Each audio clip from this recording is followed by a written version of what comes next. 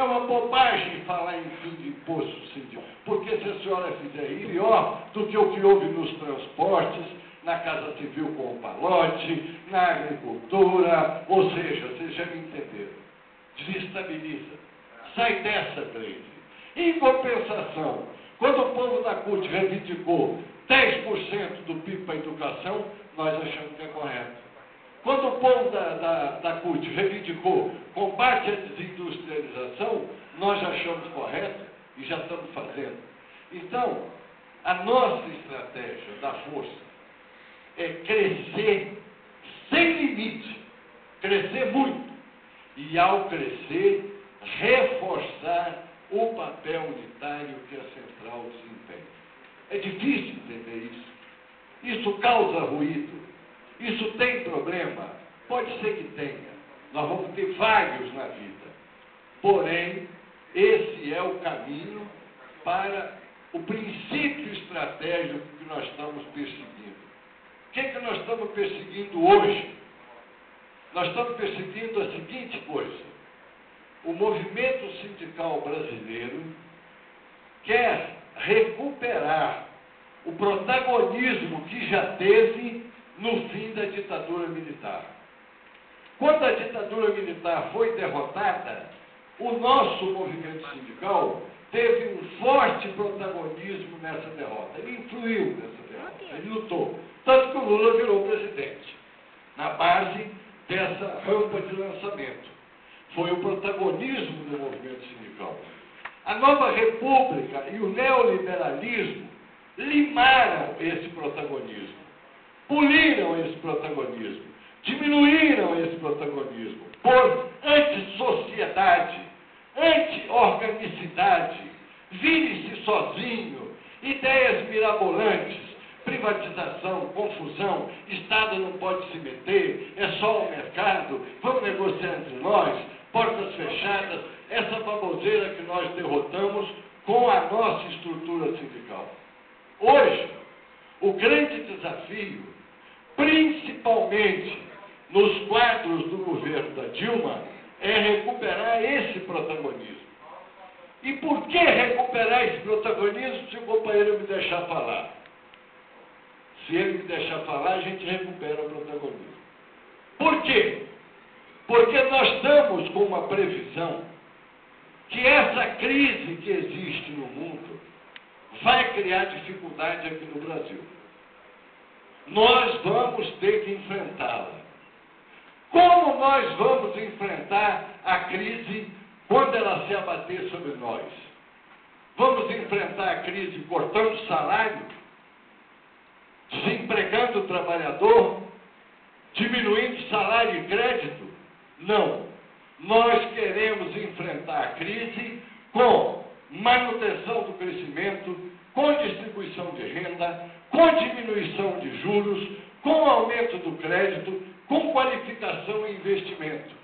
Então, para nós enfrentarmos a crise e lutarmos aqui dentro para derrotarmos quem é parceiro da crise, nós temos que ter protagonismo. Então, vou contar duas histórias de protagonismo. Houve feito pelo governo a política chamada Brasil Maior. Essa foi a política para combater a desindustrialização. Isenções para alguns setores, proteção a outros, etc. Essa política foi feita a partir de lobbies empresariais. E não foi ouvido o nosso movimento. Nós não tivemos protagonismo. As centrais, então, reunidas, decidiram não ir ao lançamento do programa em Brasília. Nós não fomos ao lançamento do programa. Dia 3, a marcha em São Paulo. Dia 4, reunião com o ministro. No meio da reunião, vai a presidente, chega a presidente na reunião. Quando chega a presidente na reunião, já vem uma cambada de ministro para a reunião, é ela que manda. Ela diz: eu vim pessoalmente aqui pedir desculpas ao movimento sindical por não ter discutido com vocês o Plano Brasil Maior. Nunca me senti tão constrangida como presidente presidente quanto do lançamento do programa. Quero dizer para vocês, eu falei 4 vezes no meu discurso trabalhadores, e olhava e não tinha nenhum trabalhador. Isso foi constrangedor. Quero pedir desculpa, dizer que não acontecerá mais e que é preciso engajarmos as discussões sobre o tema. Corta! Ontem em Brasília, aliás, anteontem em Brasília, nessa linha de discutir o Brasil maior, nós estávamos reunidos com o sub-40º ministro no Ministério da Indústria e Comércio e os empresários do setor de tubos de metalurgia fizeram a seguinte ameaça: se não formos protegidos, nós vamos ter que demitir 4.000 trabalhadores.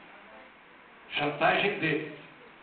Tomamos essa chantagem como pretexto e dissemos: olha, companheiro, se houver essa avalanche de demissões por conta da desindustrialização, nós vamos trazer os 4.000 trabalhadores aqui a Brasília, e já sabemos, já aprendemos a fazer isso, e vamos ocupar o Ministério da Indústria e Comércio. Foi uma palavra mágica.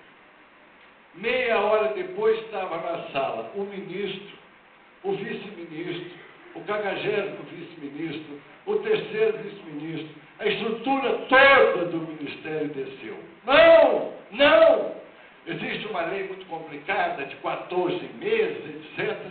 Vai o ministro e diz o seguinte: ó, mando fazer já a reivindicação, que é um esquema de proteção a esse setor. Mando fazer já. Os empresários têm 60 dias para justificar e vamos continuar a discussão.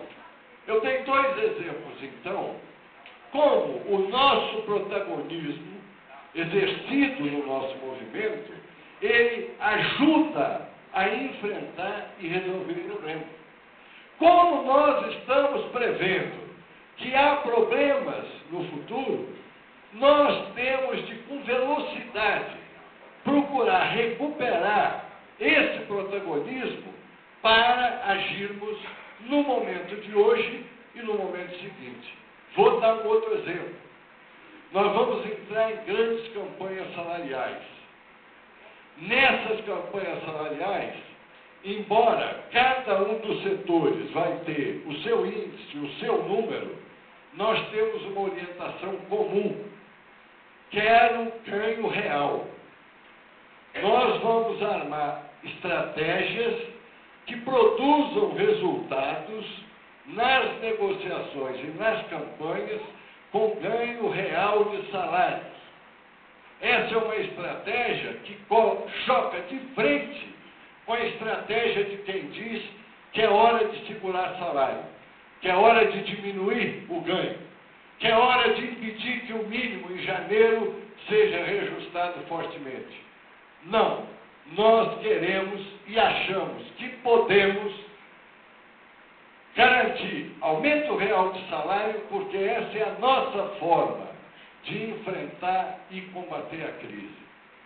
Essa estratégia de disputa do protagonismo, ela tem um tripé. Eu queria que vocês retivessem isso, e eu quero chamar a atenção que toda vez no botequim que a gente fala que um fulano é um tripé, vocês sabem o que a gente está falando. Então pensem no tripé. Primeira perna, luta sem tréguas para ganho real de salário. Primeiro pé.